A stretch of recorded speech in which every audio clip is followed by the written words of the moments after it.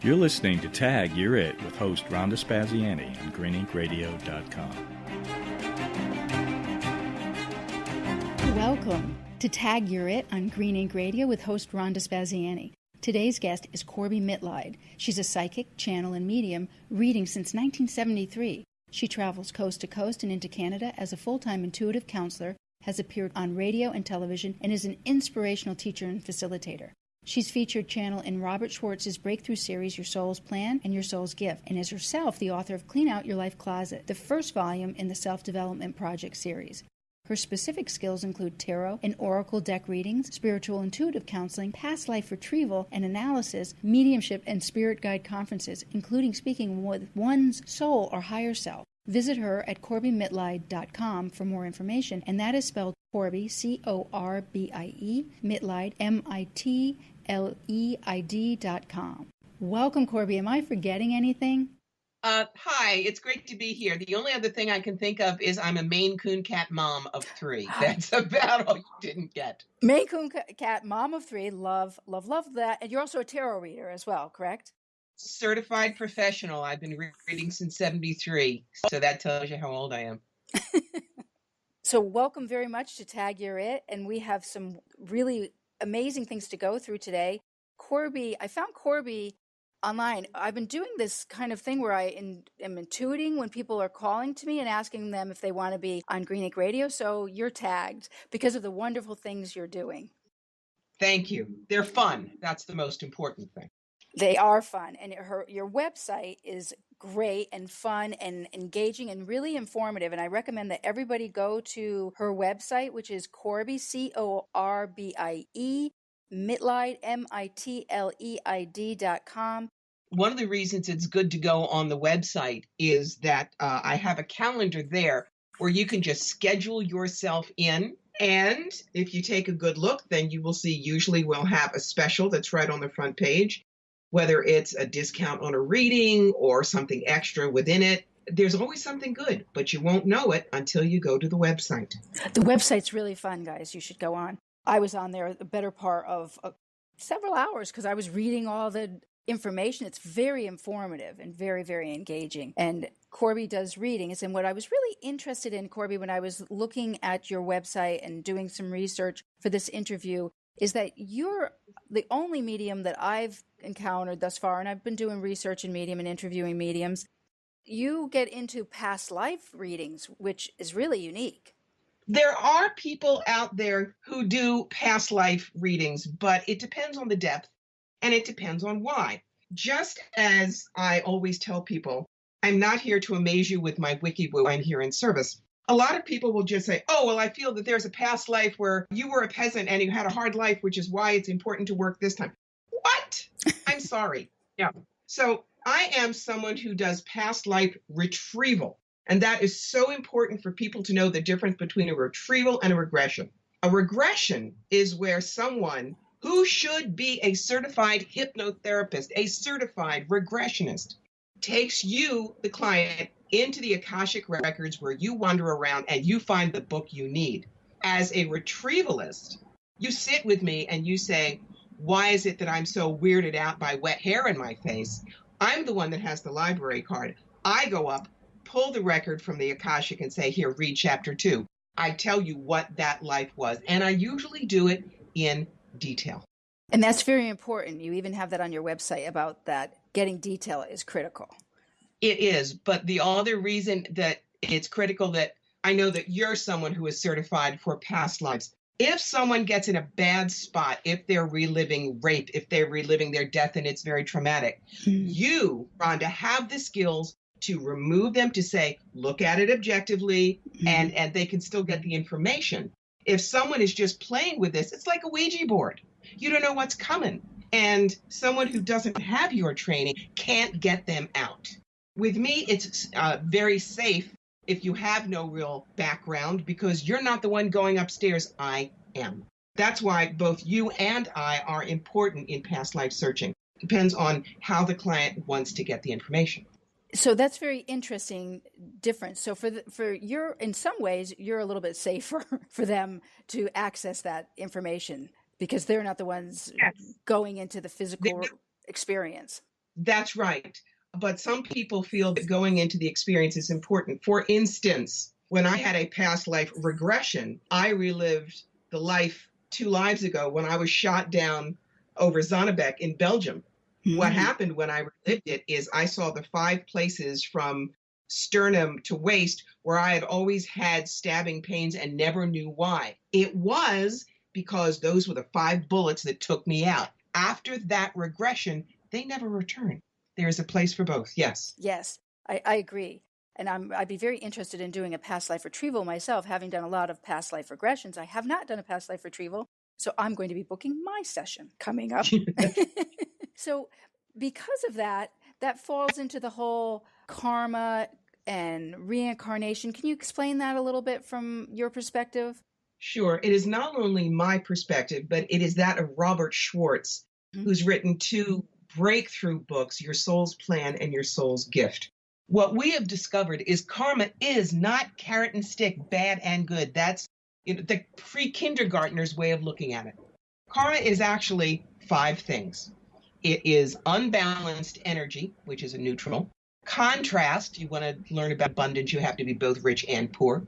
Healing, service, and healing of beliefs. For instance, with me, I have done the cancer dance 3 times. It wasn't punishment for a past life thing. It was something that I said I agreed to. I wanted to learn about how to value a woman's body, not just for sexual purposes in this life, and be okay with being female. Most lives I'm male. And you'll see, I'm actually in Rob's first book under the name of Doris in his physical illness chapter. I had 2 shots across the bow, and then I had a second primary. So the breasts came off, the ovaries came out. I was effectively neutered, but it was done so that I could continue my work down here. And I'm perfectly fine in the body now. Maybe next time I get to keep them, but that's next time, not this time. But I never felt like, oh, poor me. Never. That's awesome that you didn't. How did you keep your morale up during that? Because you have this greater knowledge of what your soul plan is, you were able to give it perspective? Not so much that at the time, but the whole thing was I worked with a group called the Option Institute in Massachusetts for many years. And they always tell you that 3 questions are important. What am I unhappy about? Why am I unhappy about that? What do I think would happen if I stopped being unhappy about that? Now, I'd only been married for 1.5 years, and they told me all of the horrible things that were going to happen, but then said, but you won't have cancer, so just suck it up. I'll see you in 3 weeks. Well, for 24 hours, I cried, but then I knew I had to get okay with it. It's the only way to get to the other side. And I didn't care how stupid the reasons were if they worked. So the first thing I thought of was, well, great. You don't have them. You can't get cancer there. Number 2, the top half is not going to get slammed in the refrigerator door at the doctor's every year. And every woman listening knows what I'm talking about. Oh, yeah. And the third, fine, implants. I'll be perky till I'm 93. Perfect. So I got to it. Carl and I are still married. We just had our 15th anniversary. Did it take work? Oh, yeah. But I have learned from it. So it was important. And frankly, I'm a better teacher, a better counselor, a better reverend because I've walked through the fire and come out the other side. So it all became useful, and there's no sense in mourning it. That's a beautiful perspective to have. And so, and you got there because of realizing that. Because of, right. It's the examined life. It's the examined life. You cannot just sit in the pity party. Yeah. Because then that's where you're stuck. The examined life is, okay, this happened. Got it. What can I learn from it? What can I take from it? And for me, then what can I teach others from it? Yeah. That way you never feel like a victim. Right. It's always grist mill. It's not the actual circumstance, it's our response to it, right? Yes. That informs our contentment and acceptance of life. It's beautiful. I love that you have that philosophy. So getting back, I would like to get into a little bit about the whole reincarnation piece. So we keep on coming back. How many times do we come back? Oh, that is such an unimportant answer that everybody asks. We come back to learn. None of us are smart enough to get it in 1 or 2. And it depends on how thoroughly the soul wants to learn something. It depends if we want to put aside our own work to come in for a soulmate or a twin flame because they need help. A perfect example of that is my mother is a very good, kind, and generous soul. But because of what I needed, she agreed to come in as an alcoholic cross-addicted with barbiturates who was abusive. How could I learn from it? It's just soul. So it doesn't matter. How many times you're down here is not like brownie points and gold stars. You're here as long as the soul enjoys, wants to be human, wants to learn from this particular schoolhouse, if you will. And then you're done. And then you're done, like we graduate and we don't come back again? We don't have to come back to Earth. Who knows where else we go? But we don't just sit up there in a nightgown and BBDs playing a harp. We work. One of my clients spoke to her father, who had been in the Vietnam War and died, honorably, veteran, did all the right things.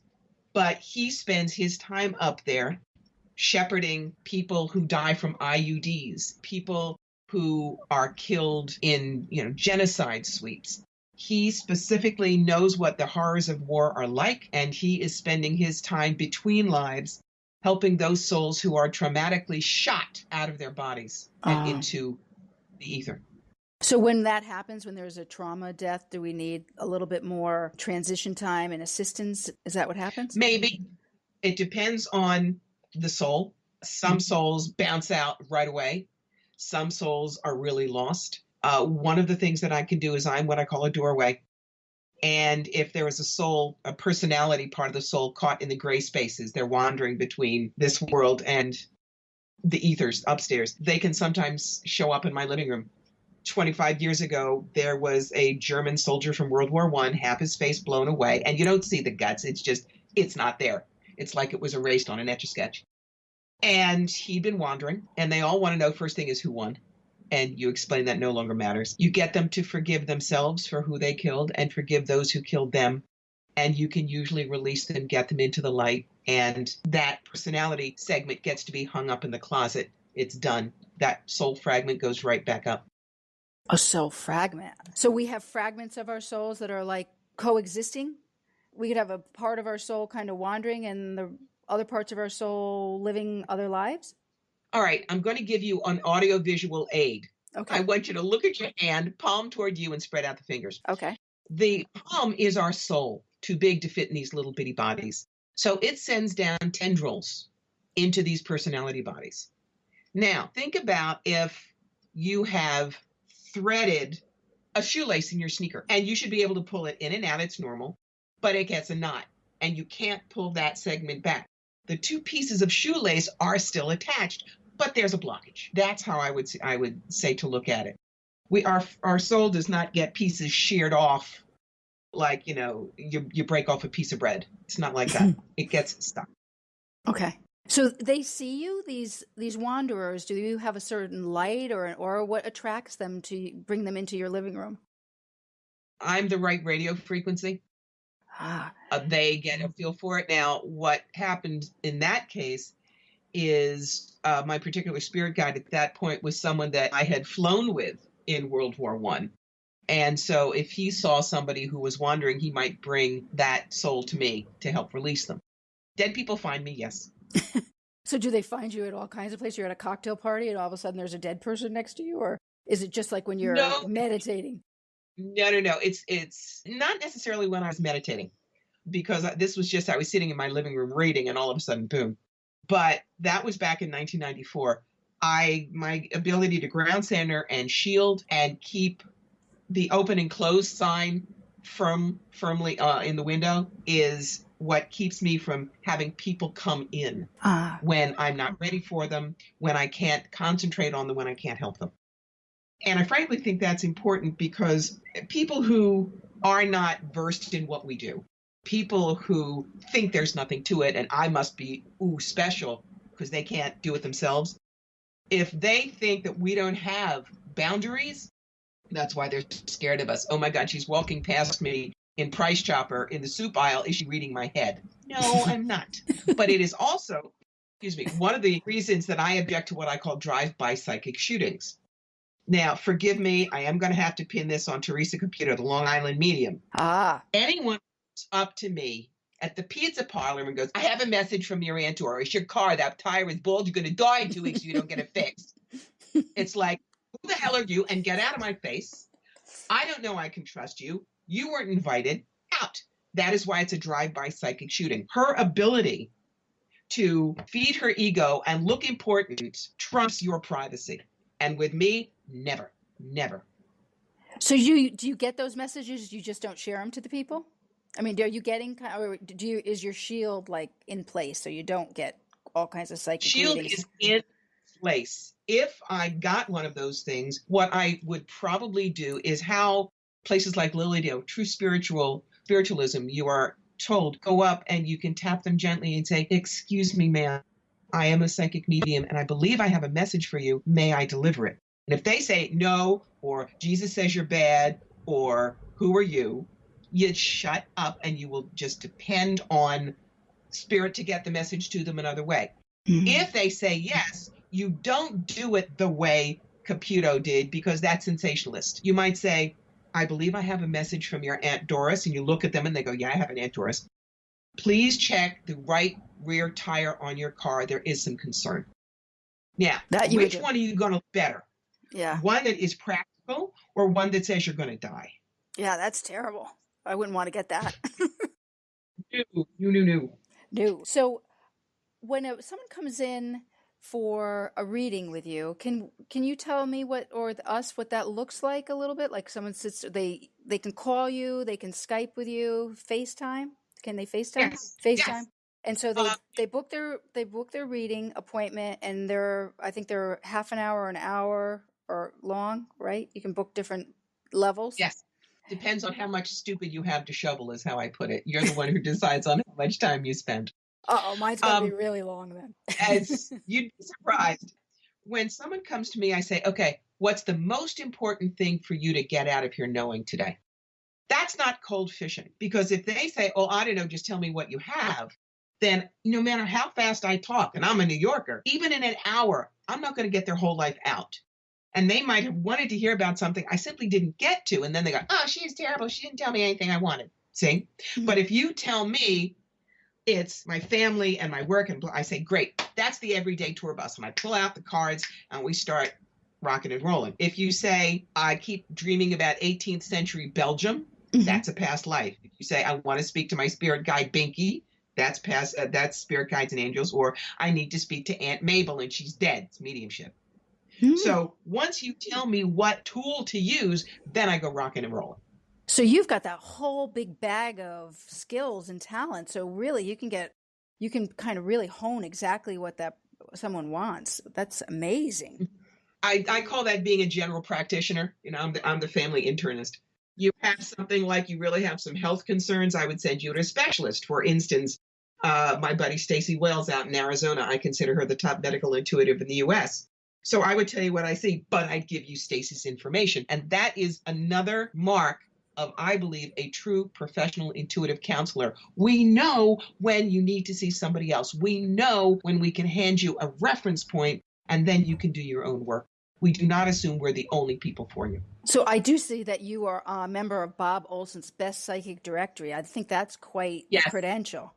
Well, and you know, it's all part of my deal with don't spend more money than you need to. I only book a minimum of a half an hour. If you've got a 4-minute question, call me on Best Psychics. Boom, done. There you go.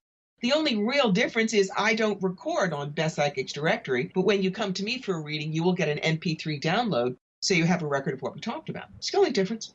Yeah, and Bob Olson, he doesn't just give that credential out to everybody, because I've read his books, and he's pretty impressive himself. Yeah, there are some dial-a-psychics that they picked up a tarot book last week, and now they're Madame Hoo-Ha or Swami Swalanda. Bob tests us. Bob wants to make sure we're the real deal. He does. And so that is why it's the only online psychic service that I work with other than my own personal. And so can I ask a personal question for you, not just a professional?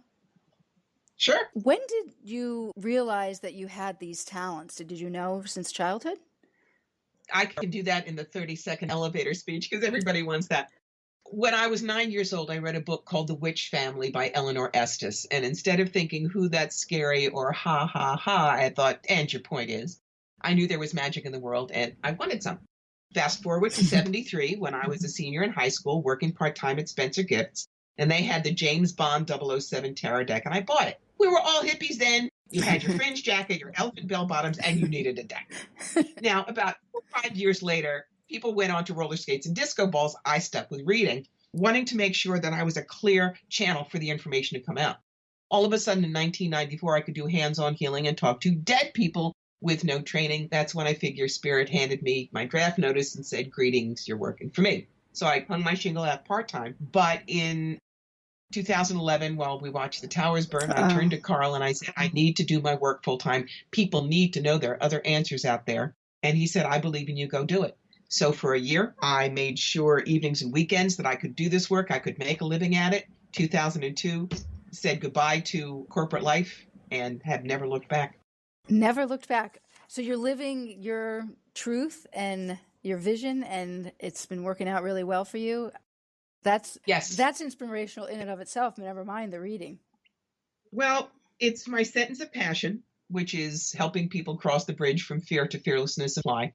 But it is also the understanding that you have to keep a foot on both mountains, the wiki-woo mountain and the reality mountain. The reality mountain is knowing how to market, keeping your records, paying your taxes, doing the social media, doing all of the things that any non-psychic business would do to stay solvent.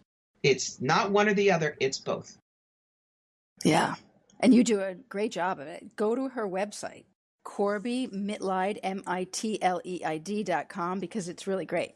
So I have some other questions. You did reference before about Ouija boards. Do Ouija boards factor into your psychic readings at all, or? I'm growling.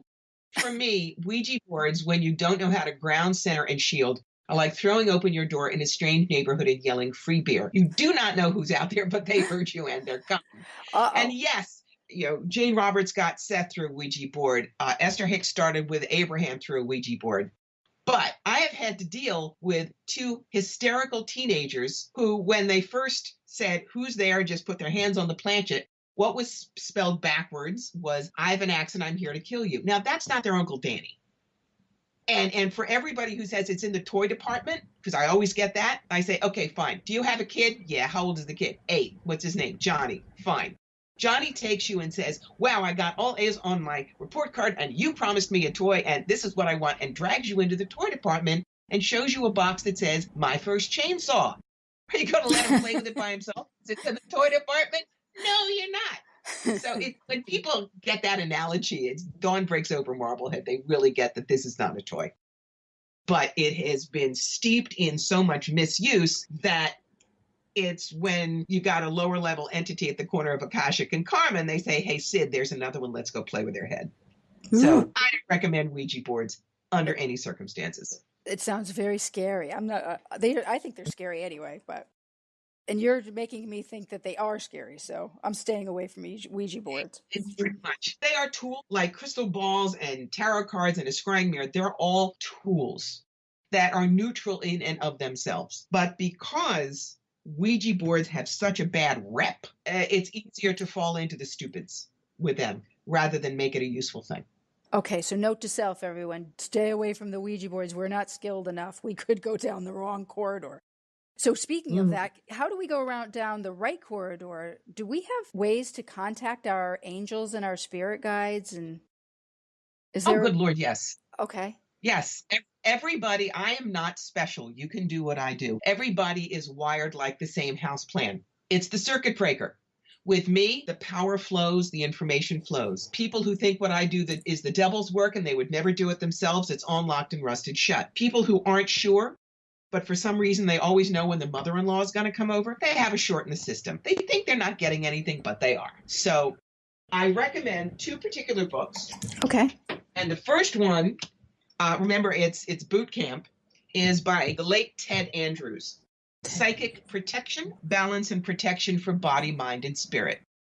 Learn how to keep yourself safe, please, before you go playing in traffic. Now, the book that I learned how to do a lot of my channeling work for dead people and for spirit guides, all of that, is a wonderful one called Opening to Channel, How to Connect with Your Guides.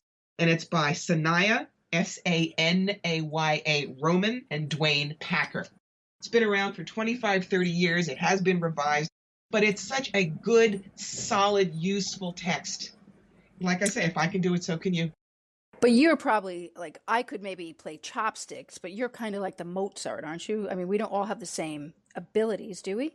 I was a chopstick player when I started. Oh, you were? But of course, nobody is, well, not nobody. There are prodigies right off the bat. But I work 6 days a week, every week. I read between 1,000 and 1,200 people a year, and I have done this full time since 2002. So it's like going to the gym. My muscle is right there. But I couldn't do the equivalent of lifting a spiritual 200-pound barbell in the beginning. Mm-hmm. So don't try to measure that. Everybody starts from square one. Oh. That's all. And you think we can attain some level of competency in this area? Yes, you have to be a little bit skeptical with yourself. Talk about it. There's going to be an ebook out next year called Psychic Discovery that's going to talk about this. But if you think all of a sudden your spirit guide is Michael Jackson or Princess Diana or Robin Williams, take it with a whole bunch of salt, guys, because those are famous people that we know. And it may be wishful thinking on your part. My spirit guides came to me before I knew who they were. I saw a picture in my mind, and then all of a sudden went to a dusty book from 1898, and wow, there was the picture. Wow. So that's an example of where someone did come in. If you have a spirit guide through me, occasionally you will get an avatar, Kuan Yin, you may get Native American shaman, things like that. But the thing is, while angels are with us from birth to death, they have our names in the back of their tunics like camp tag I belong to. Spirit guides grow and change with us like teachers. You don't have the same one from kindergarten to PhD. Oh. So if you are wrestling with a book or something, Revolutionary War, I may get a drop down from Ben Franklin. I'm John Adams. But it doesn't mean that he loves you personally and is with you. It is that your energy needs that kind of information, and that oversoul that was Adams or Franklin, they come in with a message for you at that time. Oh, there's your difference. Oh, I love that. So I could just get Benjamin to do a little visit. That would be wonderful while I was reading a book. So if they're fluid, our spirit guides. I like that too. I think that's pretty interesting. You would think I had always thought my spirit guide would be with me my whole life, and it's been like looking over me. But that's not true. Our spirit guides are there for temporary times. Those are angels. Yes, like I said, birth to death. And sometimes you will have a guide that stays with you if there's going to be specific work. Going back to my friend Stacey Wells, she has had a mentor guide since she was 11, but that person is specific to her doing her intuitive work. Okay, so that's kind of work partnership. Mm-hmm. With me, when I do any kind of medical intuitive, who comes in? My father, who was my best friend, who was a fabulous internist cardiologist while he was alive. And so if he'll do a medical consult. He's not ever going to leave. He's Dad. He's always with me. But there have been other guides that were in for a couple of years, helped me through a situation, and then went off to do something with somebody else. Well, that's really empowering to think that we have that at our spiritual fingertips, so to speak, that there's a bunch of professionals for whatever particular issues we're going through that will help us. That's really hopeful and positive and joyful. That's great. So I have one. I know we're running out of time. I could talk to you, Corbie, for all day. I wish we could hang out and we could just blab for hours. You are an amazing author. I love your book, Cleaning Out Your Life Closet. It's really resonating with me. I'm sure it resonates with everybody that reads it. I'm also listening to it on the Audible version. You really need both, I think. I think you need the tangible one because you want to do the exercises and write in the book, but the Audible one because you are such a great, engaging, entertaining reader of your book. It's just wonderful. So I think that the two together are perfect. And I strongly recommend, and you can get her book at cleanoutyourlifecloset.com. And I've asked Corbie, and this is a little delicious delight for us, to read a couple minutes out of her book so you can see what I'm talking about. Would you be willing to do that now, Corbie? Absolutely. So people know briefly, there are 4 parts to the book: clarity, simplicity, adaptability, and making friends with stress. And we're going to take apart a chapter from part 3, which is going with the flow, learning to adapt. It's called Why Perfect Isn't What You Think It Is. We think of perfect, and so many things come to mind. The flawless movie star, the cake without a crumb or a fleck of icing out of place, the straight A report card, the pristine lake view. Perfection, to most people, means nothing to improve upon, that nothing is wrong nor needs to change. Perfect is as good as it can possibly get. Good grief. I don't know about you, but perfect sounds boring to me if that's the definition. Let's take a look at a non-perfect day to see what perfection can really be. Last year, my 61st birthday was not as celebratory as the years before by any means. Medical circumstances had me on heavy antibiotics, which caused a lot of side effects and required a restricted diet. My husband had to work late, so I spent my birthday alone rather than venturing out to a spectacular restaurant with him as we usually do, plus see medical. When I started writing this chapter originally, it was for a blog post that had already been due the week before, and I had another post due the same week, so my deadlines were blinking red. I never work on my birthday, but I had to this time to keep on schedule. My husband and I, we'd been so busy and insanely that there was never a card or a gift in the house. Believe it or not, I looked at the day and thought, you know what? It's really perfect. Why? Because I chose to see what was behind the circumstances life handed me. I decided I would happily explore what could be done and what unexpected gifts might result from these unplanned, unperfect appearing states of affairs. So let's see what was perfect about this situation. And at that point, you and I go through 8 perfection ponders. That's the whole flavor of the book. I don't mind sharing my stories. I often say, I'm not a size 2 blonde from Atlanta with a trust fund. I am a fire plug of a 62-year-old brunette who's gone through it.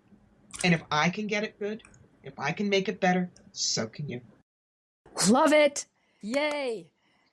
So great. Thank you so much, Corbie. Thank you so much for coming on Tag Your It on Green Ink Radio. Thank you. And I want to just reiterate that we can go to her website at corbiemitleid.com. It's Corbie, CORBIEMITLEID.com, or book an appointment at 518-275-9575. And you can purchase her book at cleanoutyourlifecloset.com. I really, really, really recommend that you do so. Thank you, Corbie, so much. It was a real pleasure. Thanks. Well, I'll be seeing you at my reading. Wonderful. Wonderful. Bye-bye now. Thank you for tuning in to greeninkradio.com with host Rhonda Spaziani on Tag Your It.